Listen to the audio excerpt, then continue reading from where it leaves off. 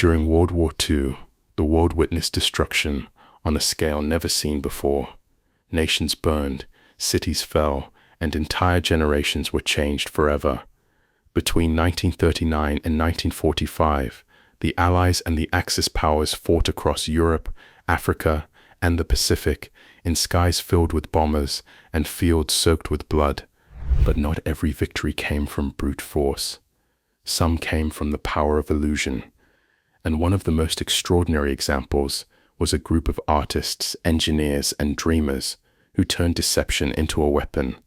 This is the untold story of the Ghost Army, the secret US unit that fooled Hitler himself. Their mission: deceive, distract, disappear, and they did it all without ever firing a single bullet.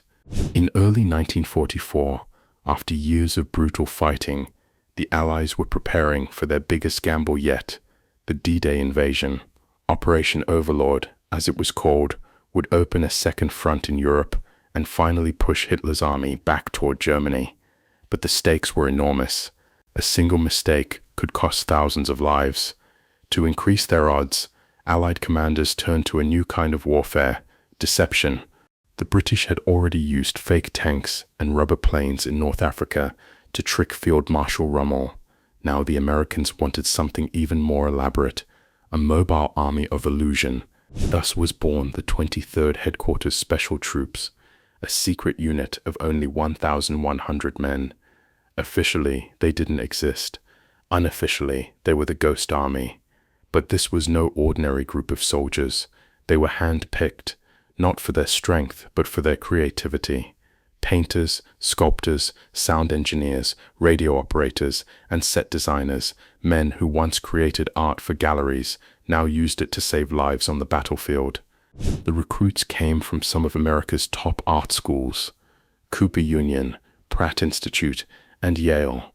Many had never fired a gun before. Among them were future icons like Bill Blass, who would later become one of the world's most famous fashion designers. When they arrived in Europe, they didn't bring rifles and mortars. They brought paintbrushes, rubber, and loudspeakers. Their job was to act, to become whatever the army needed them to be that day. One morning, they could be a tank division. By nightfall, they'd transform into an artillery brigade. And the next day they'd vanish, leaving nothing behind but tire tracks and footprints. To the Germans, these were ghosts. The Ghost Army had three powerful tools: visual, sound, and radio deception. One, visual deception. Using giant inflatable tanks, jeeps, and artillery, they created the illusion of entire divisions. From the sky, these rubber dummies looked completely real. German reconnaissance pilots would report what they saw, not realizing they were staring at balloons. These fake tanks even cast realistic shadows. At a distance, the deception was flawless. 2. Sound deception. The Army's sound engineers recorded the real noises of armored units: tanks rolling, soldiers shouting, equipment clanging. They edited these recordings into long loops, then played them through 500-pound loudspeakers that could be heard 15 miles away. At night, German patrols heard tanks moving in the dark and prepared for a battle that never came. 3. Radio deception. The unit's radio operators became masters of imitation. They copied the communication patterns of real divisions, down to the pauses and slang used by officers. German intelligence listened carefully and believed every word. The Ghost Army's first test came in Brittany, France, in 1944. The Germans believed an entire US division was preparing to attack the port city of Brest, but in reality, it was just the 23rd. They inflated hundreds of tanks and trucks, placed fake artillery positions, and broadcasted engine sounds all night. From the German side, the valley looked alive with movement and light. Their commanders redirected troops to defend, leaving real Allied divisions free to strike elsewhere. Over the following months, the Ghost Army pulled off more than 20 large-scale deceptions, each one riskier than the last. In Metz, they impersonated the US 6th Armored Division. They even painted false unit numbers on their trucks and set up fake command posts. The Germans delayed reinforcements by 3 critical days, saving thousands of Allied lives.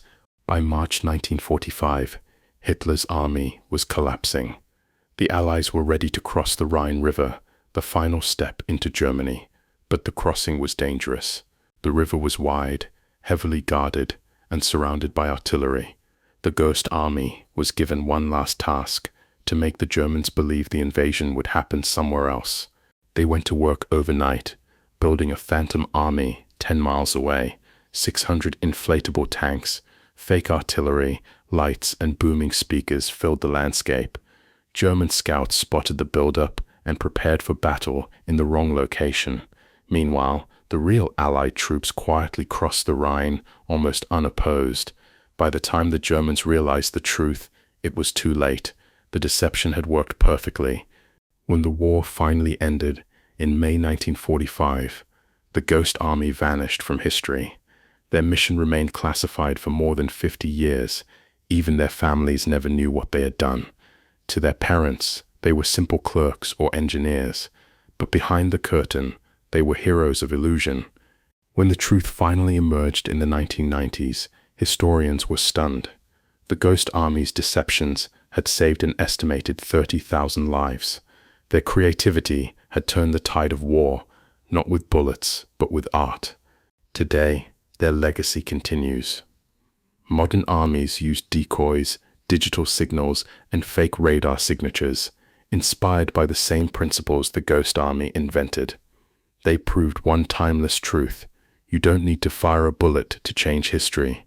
Sometimes imagination is the greatest weapon of all. As 1944 turned into 1945, Europe was collapsing into chaos. The Germans were retreating on all fronts, yet their resistance grew even more desperate. The Ghost Army found themselves moving closer to enemy territory than ever before. Each mission now was a dance on the edge of disaster. They set up fake artillery only a few miles from real German positions, close enough to hear their guns fire through the night. The men worked in silence. Every sound could give them away. A single flashlight beam, and the illusion would be destroyed. But the Ghost Army was made of artists, and artists knew how to create under pressure. They painted camouflage nets under moonlight, shaped the terrain with props, and turned empty fields into battlefields of smoke and shadow. Sometimes German scouts passed within a few hundred meters.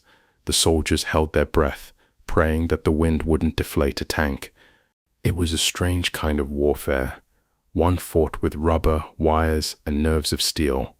Despite the danger, life in the Ghost Army had its moments of strange beauty. Between operations, they painted murals on tents, drew cartoons of their commanders, and even staged fake USO shows to keep spirits high. Every soldier carried a sketchbook. Many of those drawings survive today, showing not tanks and guns, but faces, emotions, and the surreal contrast of art and war. They called themselves the artists who saved lives with lies. But beneath the humor, fear was constant. They knew if captured, they would not be treated as soldiers, but as spies, and spies were executed on sight. Still, they pressed on. Their weapons were sound and illusion, but their courage was as real as any man on the front line. March 1945. The Rhine River stood as the final natural barrier before Germany itself. Crossing it would mean entering Hitler's homeland, and once again, the Ghost Army was called upon to create one last grand deception, Operation Wiesen. The plan was daring: make the Germans believe the US 30th and 79th Divisions were preparing to cross the river at one location, while the real crossing would happen elsewhere. They moved under the cover of darkness, setting up hundreds of inflatable tanks, fake anti-aircraft guns, and decoy camps. Giant speakers broadcasted engine noises and shouted orders through the night. From the German side, the deception was flawless. For 3 days, the Germans held their forces at the wrong location, completely fooled. Meanwhile, the real Allied divisions crossed the Rhine unopposed, paving the way for the final assault on the heart of Germany. It was perhaps the Ghost Army's greatest triumph, a victory won with shadows and echoes. When the war ended, the 23rd Headquarters Special Troops quietly disbanded. There were no medals, no ceremonies. Their missions were classified, sealed in top-secret files for over 5 decades. Many went home and never spoke of what they'd done. They became teachers, architects, artists, and designers, returning to the lives they had left behind. Bill Blass, one of the unit's most famous members, later said, "We didn't fight with bullets, we fought with imagination. But imagination saved lives. The truth of their work remained hidden until 1996, when the US government finally declassified their operations. Historians were stunned. The Ghost Army had conducted more than 20 deception operations across Europe.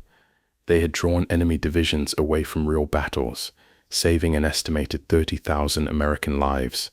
Today, their story continues to inspire soldiers, filmmakers, and artists alike. Modern armies use inflatable decoys, radar interference, and digital misinformation, all techniques that trace their origins back to the Ghost Army. In 2022, the US Congress finally recognized their service with the Congressional Gold Medal, one of the nation's highest honors. For many veterans, it was a moment they never thought they'd live to see. When asked how they wanted to be remembered, one veteran said, "As artists who turned war into theater and saved lives by making the enemy believe in ghosts." As we look back on the chaos of World War II, the story of the Ghost Army stands apart. It's a reminder that war isn't just about strength, it's about creativity, intelligence, and the will to protect life, even through deception. Their tanks were rubber, their guns were wood, but their courage was unbreakable. They proved that sometimes the sharpest weapon isn't a sword or a rifle, it's imagination. And in a world consumed by destruction, they built illusions and saved the real world from itself.